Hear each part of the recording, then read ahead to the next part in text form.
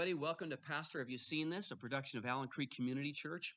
And this is where one of our pastoral staff gets to comment on some material that's making the rounds on the internet or something that you submit to us at social@ac3.org. And if you do have some content, you say, you know what, I'd like to get a pastor's take on that. Like, what's a Christian got to say about this thing that relates to God, the Bible, religion, philosophy, Christianity, anything in that camp, and you'd like to kind of get our worldview take on that, we'd be happy to comment on it. All right. So you can go ahead and send it, whatever you've got. And someone has sent this in.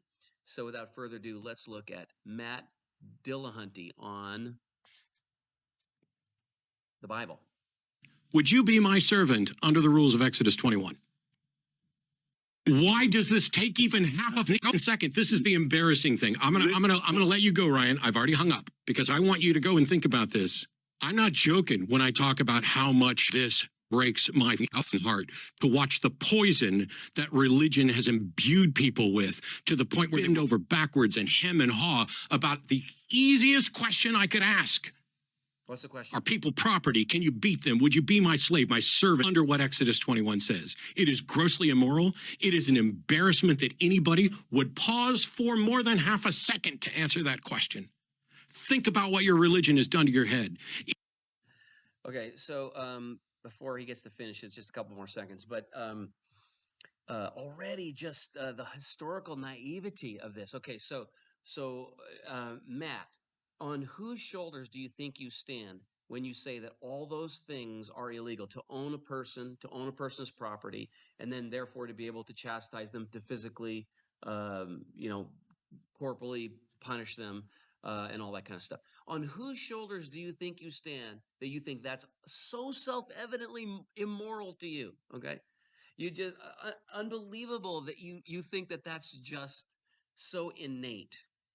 Have you traveled through history even just a little bit, Matt? My dear friend Matt, just a little walk through history, and you can just imagine that how shocked you would be to find that nobody in history considers the owning of people as property and to be able to treat them as property and therefore to corporally punish them to be anything but normal and moral. So it's fascinating that there's such a sort of myopia about this, such a sort of a chronological snobbery going on. That so you're talking to the Bible, someone who loves the Bible, and they're pausing on this because they know that these rules about owning slaves are from God's book, God's holy book, and so you say, well, isn't this evil? Isn't this awful to own people and that sort of thing? Well, you're talking to someone who probably is pretty biblically illiterate. So they're as illiterate about how to read those passages in the Bible as you are historically illiterate to not know where your moral stance on human ownership and human slavery comes from. It comes from, newsflash, the Bible. And it even comes from a place like Exodus chapter 21. Now, I don't have it in front of me, but I know there's several rules about slavery in the scripture. And among them are rules that essentially give slaves rights. The reason why is because slavery is a pre-existing condition. Matt, listen to me. Slavery pre-exists the law. So it's a pre-existing condition along with polygamy and patriarchy and all the things. And it pre-exists because it's a part of human depravity and the sinful tendency to want to, to establish our gusto and to establish ourselves over and against someone else's interest because we're survival machines, okay? So the law comes to tame that.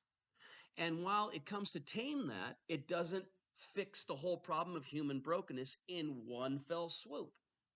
It doesn't immediately overturn the institutions of slavery, patriarchy, polygamy, even prostitution and all the rest. But rather, through its laws, is beginning the process of taming and turning the ship of the human race in another direction, such that after the prophets get a hold of this law that you're just disgusted by, they see the trajectory on the wall and they start writing about justice flowing like a mighty river and help and hope for the oppressed. And then finally we come to the New Testament where slave owners are told to honor their slaves as brothers. And then finally in the Christian era, the institution of slavery overturned, not once but twice. Again, you need to look into that, historically speaking. Where did that come from? Because fundamentally, the idea that humans are equal and equally made in the image of God was the idea that made slavery an incompatible thing with the Christian religion. So it was seeing the trajectory of all of this revelation history that turned the ship, turned the Titanic of the human race.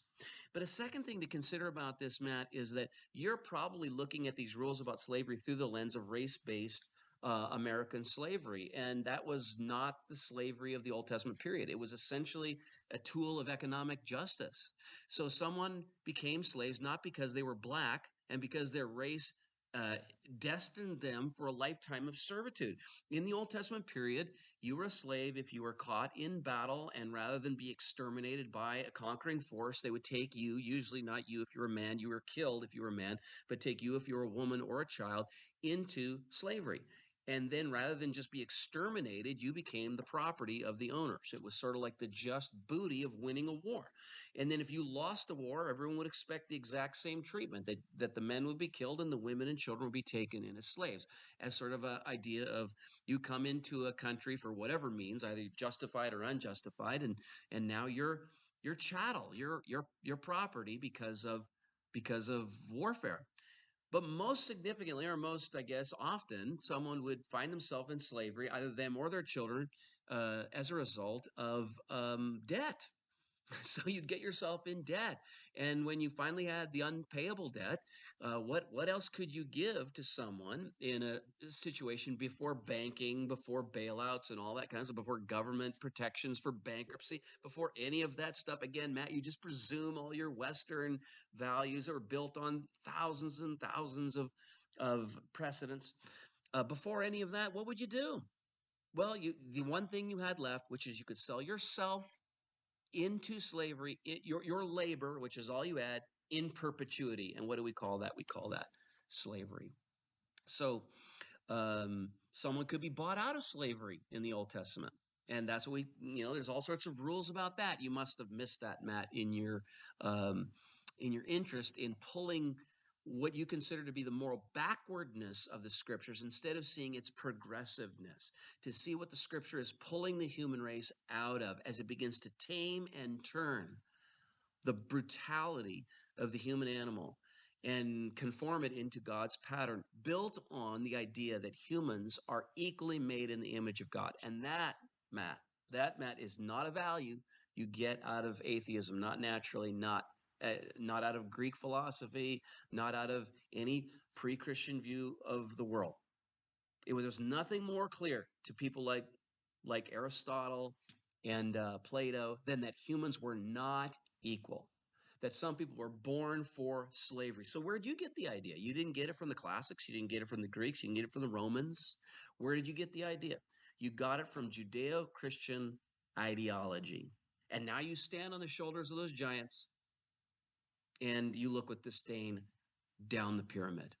So I would call you to look into the history of Scripture and just the world history and the moral developments that we've had because of people like Moses and the law that he gave here in Exodus and other revelations in biblical history that have changed the ball game for you. And those are the shoulders you stand on, not on the great secularists of the past, because the great secularists of, let's say, the 20th century were giving scientific justification for slavery and the ownership of one set of humans over another, rather than giving the sort of secular, sort of utopic vision of the brotherhood of all humanity. That's not a natural outcome of a materialist position, okay? But it is a natural outcome of the biblical position, which is that we are all sons and daughters of the same, inside the same human family. All right, so that's my take on Matt. I guess well, let's get the last 10 seconds.